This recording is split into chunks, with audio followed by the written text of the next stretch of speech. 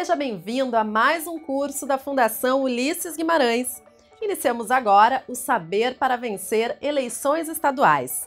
Este curso visa capacitar as equipes de campanha, principais disseminadoras da mensagem do candidato e responsável pelo fazer acontecer em cada localidade, desde o material certo, no momento pertinente, até a agenda adequada e as tratativas jurídicas e contábeis para que a campanha não sofra nenhum prejuízo. Aqui há reunida a prática diária de campanhas vencedoras em todas as áreas de atuação, como norte para que obtenha êxito na caminhada que enfrentará. Além dos 5 módulos que veremos: governo do MDB, orientações jurídicas, contábeis, marketing, rede e planejamento. Você terá como apoio o Sala Virtual do Aluno, com materiais complementares para pesquisa e aprofundamento. Solicite a seu mediador seu login e senha para acesso à Central do Aluno, onde você encontrará diversos conteúdos. Este curso possui carga horária de 130 horas, incluindo o autoestudo, e está ancorado em conteúdos elaborados por doutores, mestres e especialistas nas áreas temáticas. Professor Dr. Paulo Kramer, cientista político. Marcos Martinelli, coordenador de marketing de inúmeras campanhas vencedoras pelo país. Altamiro Tadeu Frontino Sobreiro, advogado, especialista em direito eleitoral. Rodrigo Barcelos Gonçalves, mestre em ciências contábeis, especialista em direito público, advogado, atua no direito eleitoral desde 2010. Mariana Gomes Aguiar, advogada, especialista em direito eleitoral. Guilherme Stern, cientista contábil à frente da Just, especializado em prestação de contas de partidos políticos e campanha. Evandro Erlacher, bacharel em contabilidade pela UFES, pós-graduado em direito tributário, cursou mestrado na UFES, contador especialista em contas partidárias e eleitorais, sócio fundador da empresa JB Contabilidade Limitada, consultor de partidos, candidatos e empresas, palestrante e professor. Carlos Ávila, pós-graduado em marketing. Elisiane da Silva, advogada, especialista em gestão fiscal municipal e transparência e controle social. Além dos materiais complementares que podemos contar com os doutores Ricardo Caldas e Paulo Bahia. O primeiro módulo que você assiste agora trata sobre o governo do MDB e suas ações para retirar o nosso país da recessão. Boas aulas!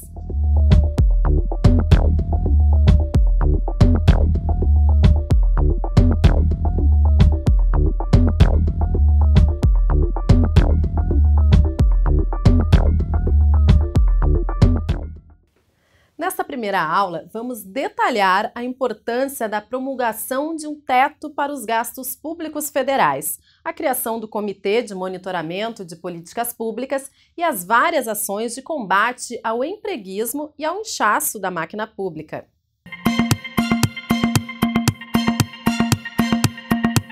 Um excelente material preparado pela nossa fundação é o documento Uma Ponte para o Futuro. Nele constam propostas elaboradas pelos nossos principais pensadores para a economia, a previdência, desburocratização, transparência, entre outros assuntos diretamente ligados com a nossa vida cotidiana e que definem o futuro do país. Ele reflete o pensamento de nosso partido e o que desejamos para o Brasil. Fica a dica de leitura.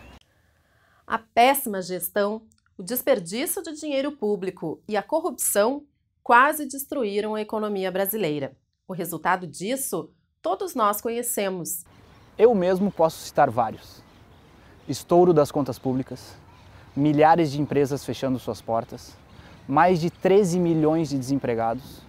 Com a produção, o consumo e os investimentos em queda livre, as receitas da União, dos estados e dos municípios despencaram. Porém, os gastos públicos seguiram aumentando, pois muitas dessas despesas são obrigatórias de acordo com a Constituição. Para transformar essa realidade, o governo do presidente Michel Temer assumiu o compromisso com o reequilíbrio entre receitas e despesas, e o ajuste a longo prazo das contas públicas. Afinal, faltavam recursos para aplicar em serviços de primeira necessidade, como saúde, segurança e educação. Quem nos explica sobre as consequências de gastos acima do que se ganha e o que é a responsabilidade fiscal é o professor doutor Paulo Kramer. Responsabilidade fiscal é o compromisso que todo governante deve ter com seus governados no sentido de não gastar mais do que o governo arrecada. Porque quando isso acontece, falta dinheiro para o governo aplicar nas necessidades fundamentais dos seus cidadãos, sobretudo os mais pobres, né, que são educação, saúde, saneamento, segurança e por aí vai. Quando o governo gasta mais do que arrecada, ele contrai uma dívida pública que não para de crescer e ele precisa rolar essa dívida onde? Nos bancos, né? E os bancos vão cobrar taxas de juros altas para rolar a dívida do governo. E aí vai faltar dinheiro para essas necessidades básicas. Por isso é que a responsabilidade fiscal é um princípio tão importante a ser seguido por todos os governos. Com responsabilidade fiscal, o governo fica realmente a serviço do cidadão. Quando, sem responsabilidade fiscal, o governo se serve do cidadão. O governo Temer encontrou o país numa situação fiscal de terra arrasada. Essa que é a verdade, né? Quer dizer, 13 anos, pouco mais de quase 14 anos de governo, combinaram corrupção com ineficiência, empreguismo, aparelhamento da máquina pública, levando a essa situação de caos. Só para vocês terem uma ideia, a Petrobras, que foi o palco, o alvo, né, do maior escândalo de corrupção, não apenas da história do Brasil, mas da história mundial, né, ela chegou, no final do governo Dilma, ao seu mais baixo valor de mercado, 149 bilhões de reais.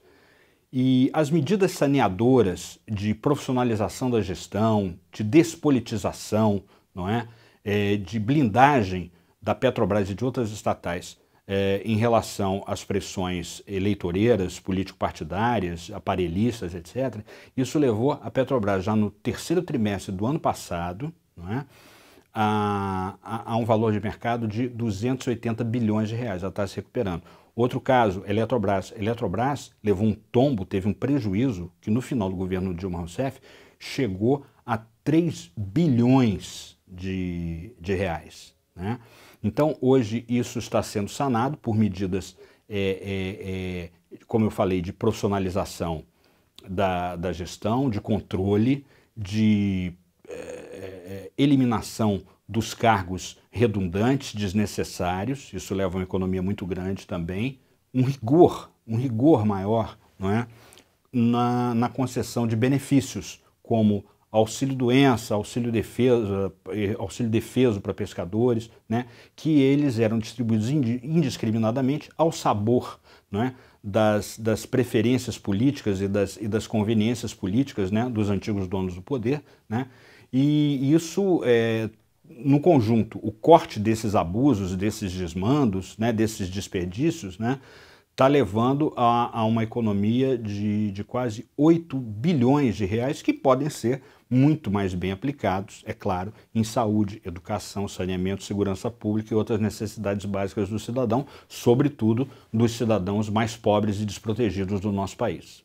Uma das providências mais importantes para barrar o déficit orçamentário e o desperdício de dinheiro público, que vem dos impostos que todos pagam, foi a edição da proposta de emenda à Constituição número 55/2016, a PEC dos gastos, que o Congresso Nacional promulgou na forma de emenda constitucional número 95/2016. Ela estabelece que o gasto público federal só pode crescer no montante da inflação do ano anterior. Né? Quer dizer, então estabelece um teto, não como ao contrário do que muitos espalham por aí, ela não corta, né, despesas, não corta investimentos nas áreas de educação, de saúde, mas apenas regula o crescimento dessas despesas anualmente à inflação, com base na inflação do ano anterior. Isso foi muito importante, não é, para transmitir ao mercado, transmitir aos empresários que investem para criar empregos, né, que agora o Brasil estava com uma gestão séria, né, responsável da sua política econômica, né, e isso fez com que as taxas de juros básicas, né, a famosa Selic do Banco Central, caísse, não é, para o seu mais baixo nível em toda a sua história, né, 6,5%, e também que a inflação caísse significativamente. Só para vocês terem uma ideia, no último ano do governo Dilma, a inflação chegou a mais de 10% ao ano, não é? Sendo que a meta é de 4,5%. No ano passado, no final do ano passado, a nossa taxa de inflação tinha caído a 2,9%, quer dizer, uma queda muito significativa, abaixo até da própria meta. A gente precisa lembrar que a inflação é um imposto invisível, injusto, sobretudo com relação à população mais pobre, que não tem como se proteger da desvalorização do seu dinheiro, não é? Recorrendo a aplicações, a ativos financeiros sofisticados oferecidos pelos bancos, pelas corretoras de investimento, etc., né? Quer dizer, então, menos inflação significa mais poder aquisitivo para aquela camada da população mais necessitada. Baseada em exemplos bem-sucedidos de países como Estados Unidos e Nova Zelândia, a Lei de Responsabilidade Fiscal é considerada um dos mais fortes instrumentos de transparência em relação aos gastos públicos.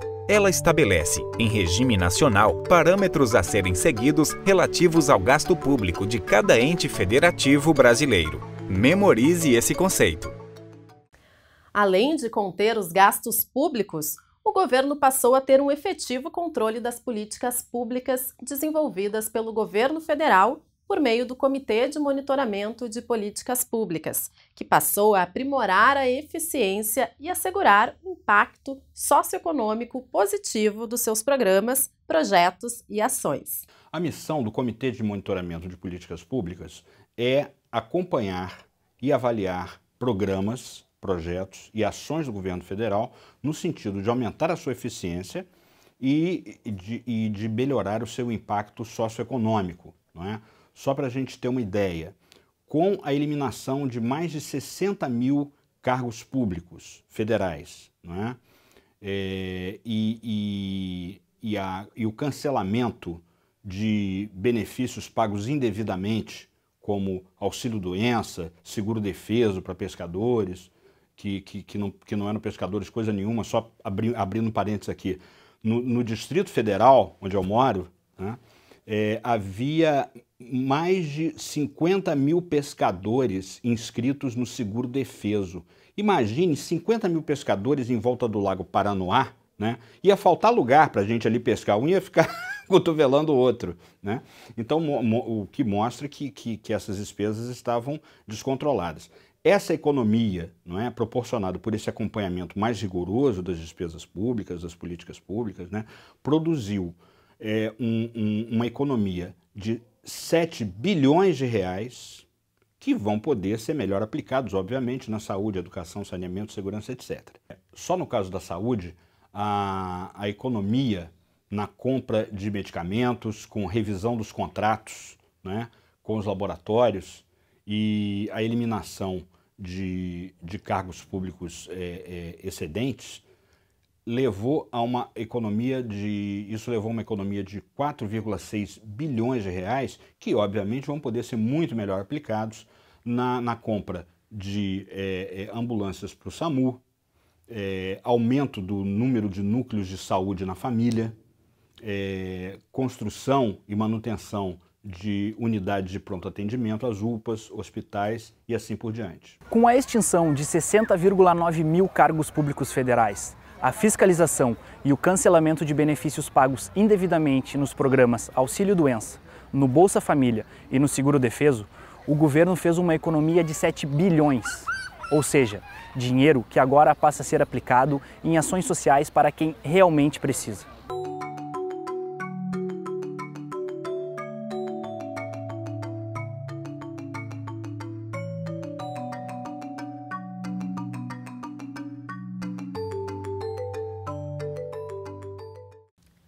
Combate ao empreguismo e ao inchaço da máquina pública foram palavras de ordem no governo Temer. Exemplo disso são os números dos servidores ativos da União. Veja o crescimento em anos anteriores. Entre 2004 e 2015, o número de servidores ativos da União cresceu em 226 mil, um aumento de 23%. E os servidores do MEC? Você notou alguma mudança significativa na educação? Pois de 97 a 2006, o número de servidores cresceu em apenas 4 mil pessoas. Já entre 2006 e 2015, deu um salto para 106 mil. O que fez o governo do MDB? Cortou 61 mil cargos na administração pública federal. Antes de encerrarmos essa aula, fique com a mensagem do secretário executivo adjunto Francisco Carlos Donato Júnior, ou companheiro Chico Donato, como é conhecido pela militância. Nos vemos na aula 2. Até lá! Olá, estamos aqui mais uma vez para anunciar mais um curso, mais um informativo da Fundação Ulisses Guimarães. Desta vez vamos tratar das eleições estaduais 2018, como fizemos nas eleições anteriores, as eleições municipais, para as candidaturas a vereador, vice-prefeito e prefeito. Agora nós estamos aqui trabalhando as eleições para os deputados estaduais, deputado federal, governador, vice-governador e presidente da República. Ao longo desse curso, nós vamos passar por vários itens, vários programas de interesse de todos, em especial dos assessores. Os assessores são realmente o nosso alvo e a nossa meta para que a gente possa levar através dele aos candidatos todas as informações necessárias relativas à campanha de 2018. Nós teremos aulas aí, aula de departamento jurídico, departamento contábil, departamento de marketing, das redes sociais, vamos ter professores renomados, vamos ter técnicos renomados, enfim, porque esses assessores vão ter ao longo da campanha um tempo mais tranquilo, menos exposto, vão estar às vezes no escritório, às vezes vão estar numa área de melhor condição deles poderem produzir informações para os candidatos. Mas é um curso que ele abrange de forma geral a todos os que estarão envolvidos com as eleições de 2018. Importante também dizer que nesse curso, de uma forma também, vamos dizer assim, inédita, nós vamos estar falando sobre gestão, a importância da gestão, vamos dar alguns exemplos de gestão. Esses exemplos a gente vai expor ao longo desse curso também algumas matérias e alguns vídeos de alguns eventos que a Fundação Ulisses Guimarães promoveu ao longo deste ano ainda. Nós vamos ver debates, nós vamos ver apresentações de cada filial, vamos ver os contraditórios, tudo relacionado à gestão. E vamos trazer também a gestão de 2 anos do governo atual, do governo do MDB, governo do partido ao qual nós somos filiados, a que a Fundação também pertence. E esse resultado de 2 anos será debatido, foi debatido, melhor dizendo, ao longo de um evento que nós fizemos reunindo todas as filiais. E nós vamos mostrar que a Fundação preparou um plano de governo chamado Ponte para o Futuro, preparamos um outro plano de governo chamado Travessia Social, tudo isso para que a gente pudesse proporcionar e dar à sociedade um trabalho que tivesse a pontuação de cada item para se governar. Daí a importância desses eventos, dessas participações de todas as filiais, um debate, não teve uma informação única, pelo contrário, foram várias informações e vários debates. Então nós estamos aqui complementando mais uma etapa da Fundação Ulisses Guimarães, envolvendo todas as filiais, envolvendo vários atores com capacidades renomadas, para propiciar ao público brasileiro, aos assessores que vão trabalhar nas campanhas das eleições de 2018, o melhor do programa possível com relação às eleições. Vamos dar início à exposição do que o governo do MDB, durante 18 meses, praticou em termos de realizações no governo, no Brasil e em cada estado.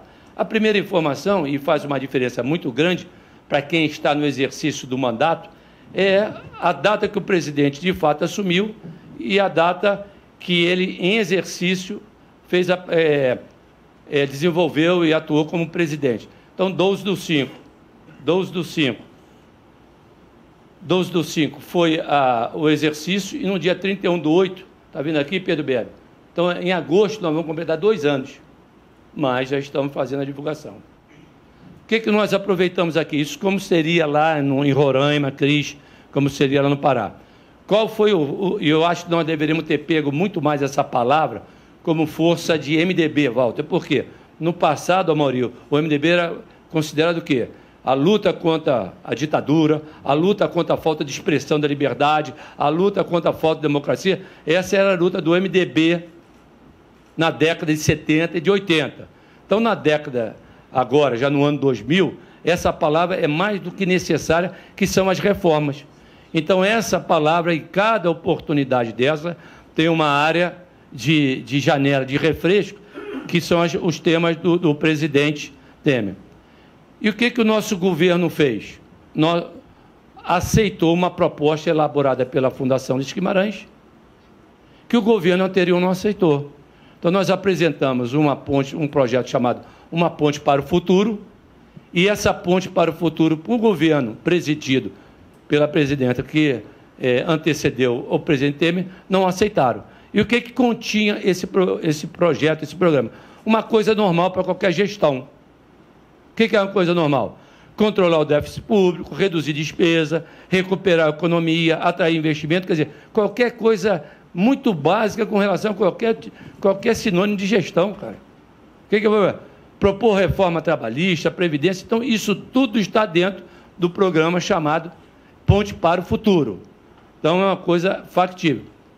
Então, nós temos que mostrar, nós temos que apresentar isso como uma obra. Essa animação do presidente hoje colocado foi fruto dessas 3 reuniões. Quer dizer, nós temos que mostrar o que apresentar, como o MDB que vão para a campanha. Nós temos 14 pré-candidatos dos 27 estados federados. Quer dizer, mais do que a metade são candidatos a MDB. Nós temos o que dizer e nós temos que ir para a rua falar. Bom, aí agora vamos para as coisas práticas que estavam lá no projeto, Pedro, lá para Rondônia. O que estava no projeto? Redução de déficit. Estava lá no programa, escrito, redução de déficit. E o que nós fizemos? A PEC 55, não é mais PEC, já virou emenda, mas ela ficou mais conhecida como PEC 55 do que uma EC, que é a emenda constitucional, que é a PEC do limite dos gastos públicos. É uma coisa normal, porque eu não devo gastar mais do que eu recebo. Então, o Congresso, Senado e Câmara aprovaram e hoje já está isso em prática, entendeu? Uma conquista do governo do MDB. Agora, uma coisa interessante aqui, olha. Dentro do projeto, da proposta que nós temos lá, Sinhazi, o que acontece? Nós tivemos redução dos gastos. Agora, em 3 auditorias, simples 3 auditorias, Maria Emília, olha o que aconteceu. No Bolsa Família, foram deixados 1,02 bilhões. O que é isso? O que significa? Pessoas como eu, como Fioravante, como a Rose Rainha, como Vone, em tese, nós estávamos recebendo Bolsa Família. Então, foi feito um pente fino, uma auditoria, que possibilitou a redução de 1,02 bilhões. O mesmo processo foi feito no auxílio-doença, que é um absurdo.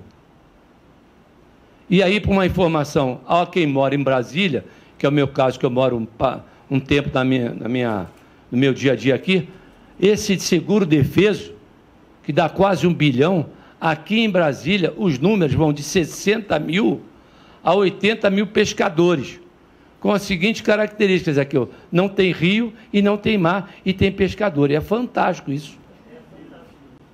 É para passar domingo e todo mundo ver, e não ver aquelas coisas que o Fantástico fala tradicionalmente contra os políticos, contra a política. Então, isso aqui é coisa real.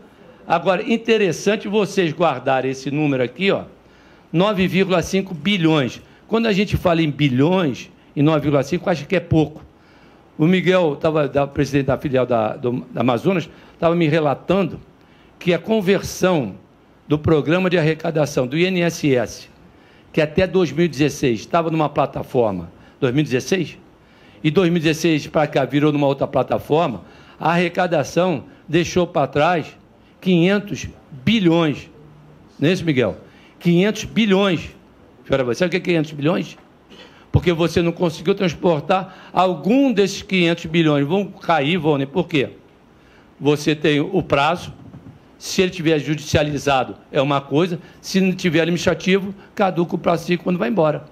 Então, olha o esforço que o governo fez aqui, 9,5 bilhões. E foram extintos quase 61 mil cargos. Que cargos são esses?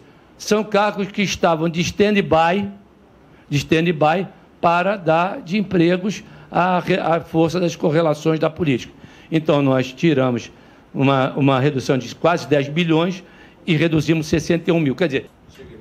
Chico, inclusive essa economia de 9 bilhões e meio de reais nos programas sociais é uma das bandeiras que o PT usa contra mim, contra o MDB.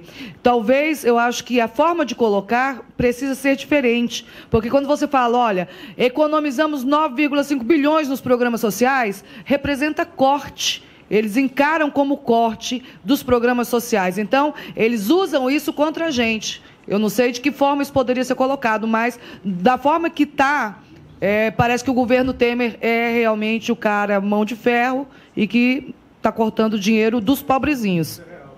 O governo do MDB, pelo contrário, deu dois aumentos para o Bolsa Família, acima da inflação. Esse discurso e outros, eles vão usar sempre.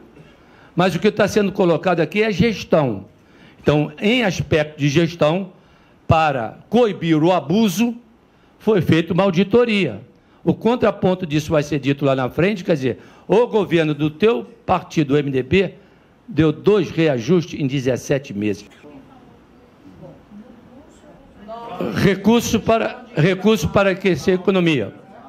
Então, vamos lá, seguindo a estratégia, já foram feitos o registro. Então, vamos lá. Recurso para aquecer a economia. O que foi feito? Recurso para aquecer a economia, foram liberados do FGTS 44 bilhões e do PIS-PASEP 21,4 bilhões, totalizando 64 bilhões e meio que beneficiou os 37 milhões. E aqui uma coisa interessante, que esses recursos aqui do FGTS tem desde o primeiro mandato do Lula. Desde o primeiro mandato do Lula. Então, quer dizer, um ato de gestão, a liberação do que é devido ao trabalhador foi devolvido ele para não ficar com a ciranda financeira do recurso. Recurso para a economia. Então, nós estamos na ordem progressiva dos atos do governo. Então, isso tudo tem um calendário que foi buscado para seguir. Então, nós estamos dentro da plataforma da proposta do Posto para o Futuro. Então, recurso para aquecer a economia. Banco do Brasil, 80 bilhões, aí pode botar outra palavra aqui em cima.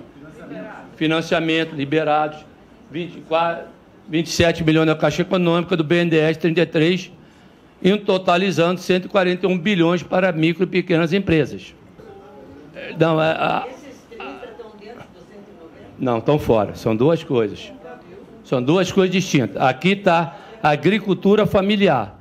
Aqui é a agricultura tradicional. Mas tem plano safra ali também. O quê? Não, o plano safra tem, porque a agricultura é safra, a agricultura é familiar. O presidente aqui da Rio Grande do Sul está complementando aqui, viu, Fátima Pelagem, que a liberação de recursos para a agricultura familiar não existia. Então, esse é do plano safra, não é isso, Vone? Então, esses 30 bilhões é para o plano safra, agricultura familiar. Os outros, produtor rural, produtor médio, pequeno, está aqui. O Vone está aqui, se ele for pegar recursos. Não está aqui, é isso, Vone? Agora, totalizando 220 bilhões. 130 mais 190, 220 bilhões. Eu acho que tem que ser pragmático. Bom, diferentemente do que esse. Então, você tem leilões da Petrobras, que é o leilão de exploração, 18 bilhões de rendimento, e os aeroportos concedidos. Quer dizer, qual é a terminologia que poderia chegar aqui? Então, olha a dificuldade. Para você fazer um leilão da maior empresa que você tem para a exploração dos campos, nós tivemos ali um resultado de 18 bilhões. Num exercício de caneta, eu estou falando de gestão de caneta, volta lá naquele número inicial, nós tínhamos 9,6 bilhões, que estavam indo para onde? Para o ralo. Não é isso? Estavam indo para o ralo. Aí eu posso usar sinônimo. Estavam sendo mal empregados, estavam dando para as pessoas que tinham bem aqui enroladas. Eu vou usar vários sinônimos, mas aquela auditoria que possibilitou a gastar, que é custeio mesmo, menos 9,6 bilhões, Agora, tu faz um leilão na Bolsa Mundial, faz toda uma parafernália para arrecadar 18. E quando chegar na educação, você vai ver um sacrifício que é falar. E esse sacrifício é mais presente para você que foi prefeito, João, para você que foi prefeito, não sei se tem outro prefeito aqui, não. O quanto é difícil fazer um investimento. Então, vocês vão ver esse número quando chegar na educação nacional. Aí vem, pusemos aí, isso é um fato, não foi um... Quem vai dizer isso aqui lá na frente são os dados que medem isso, Getúlio Vargas, as bolsas, quer dizer, pusemos a inflação sob controle, criamos as condições para a queda de juros e deixamos a recessão para trás. Quer dizer, isso quando você está dando a palestra, é uma área de refresco para o pessoal não ficar cansado com números e informações, que apesar de ser um pouco. Por exemplo, um quadro desse, ele, em tese, é autoexplicativo. O que nós temos? Então, aqui, quando costumo a palestrar, quer dizer, o MDB e o Temer não têm a propriedade da FGV. Então, está aqui a FGV em atos medidos em janeiro de 2016, em janeiro de 2018, viu que o consumidor estava confiante. Então, esse é um discurso nosso. Se o PT falar o contrário, vai discutir com a FGV. Se o outro partido vai discutir com a FGV. Então, a FGV, através da sua medição, que é de fato e de rotina, constatou isso. A mesma coisa o Ibovespa, que não pertence ao nosso partido e nem à nossa fundação. Então, o Ibovespa medido, aqui em 8 anos, deu essa condição de aumento. A mesma coisa com o juro baixo. O juro estava 14 quando nós assumimos, Vôner, e veio para 6,5. Aí vai discutir com o mercado, não é uma coisa pontual nossa. A mesma coisa, a inflação, o menor nível da história. Então, isso são discursos, Fioravante, para nós. Na última reunião, o Fioravante, que é professor e economista, ele trouxe para a reunião do Conselho exatamente esse tema com relação, puxado por quem estava também na reunião do Conselho, a respeito dos juros do banco.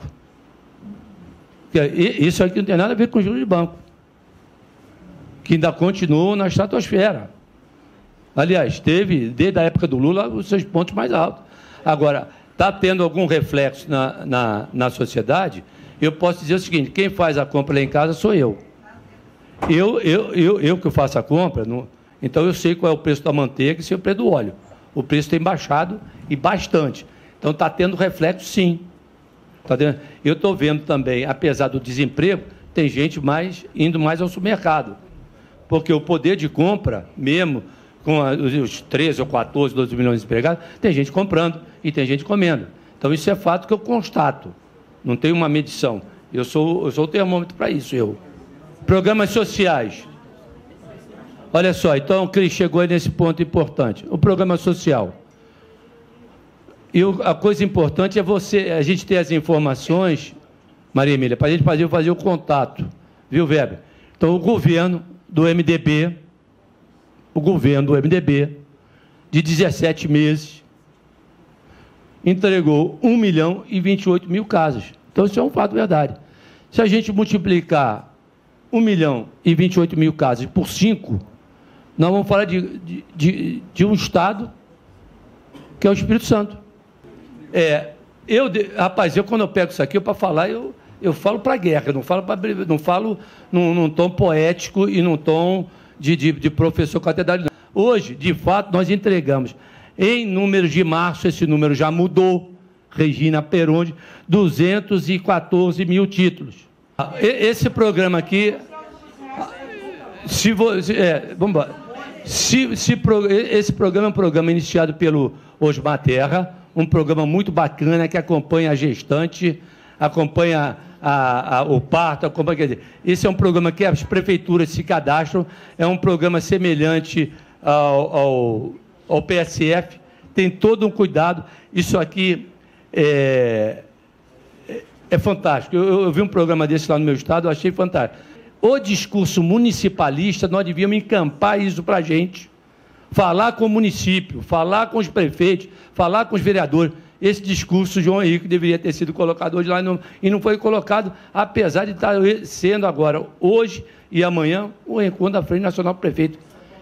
E essa bandeira, porque o partido é municipalista. Nós estamos nos grotões e nos municípios pequenos, não é isso, Gilberto? Nas capitais nós não estamos. A capital, São Paulo, não precisa do dinheiro como precisa Aparecida, de Goiânia. Então, quer dizer, esses exemplos seriam uma coisa nossa, falar com os municípios. Reforma trabalhista, que ela na contemplação, ela estava alguma coisa interessante, principalmente na queda da cobrança para os sindicatos. Houve uma evolução. Aqui nós podemos sentir essa relação trabalhista, uma coisa que aconteceu de fato. Agora, esse número aqui é verdadeiro, mas nós temos ainda, Fioravante, 12 ou 13 milhões de desempregados.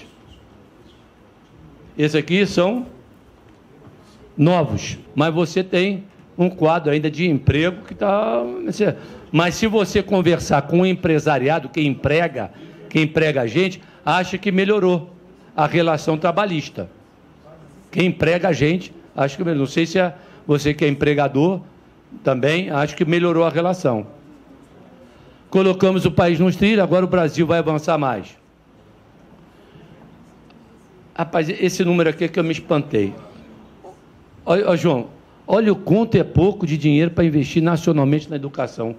1,5 bilhões. Isso não existe. 500 mil jovens com 1,5 bilhão.